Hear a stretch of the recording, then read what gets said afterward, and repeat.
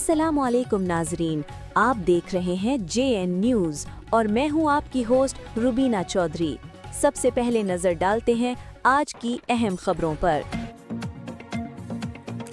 पंजाब भर में मार्केट्स की जल्द बंदिश के खिलाफ ताजरों की आवाज़, किराना स्टोर्स के औकात बढ़ाने का मुतालबा। पंजाब भर के किराना रिटेलर्स ने हुकूमत से मुतालबा किया है कि मार्केट्स की बंदिश के औकात में नरमी की जाए ताकि आवाम को बुनियादी अशिया ज़रूरिया की फराहमी में मुश्किलात का सामना न हो।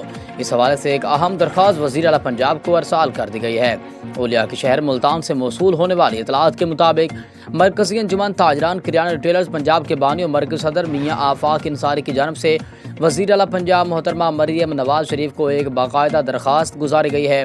दरख्वास्त में मौक़िफ़ इख्तियार किया गया है कि हुकूमत की जानब से रात 8 बजे मार्केट्स बंद करने के फैसले से ख़ास तौर पर दिहाड़ीदार और यूमिया अजरत पर काम करने वाले अफराद शदीद मुतासर हो रहे हैं, जो दिन भर मेहनत मजदूरी के बाद शाम के औकात में ज़रूरी अशिया खुद नोश खरीदते हैं। ताजर रहनुमाओं का कहना है कि मौजूदा सूरत हाल में आवाम को अशिया ज़रूरिया की खरीदारी में मुश्किलात पेश आ रही हैं, जिसके बायस न सिर्फ शहरी परेशान है बल्कि कारोबारी सरगर्मियाँ भी मुतासर हो रही हैं।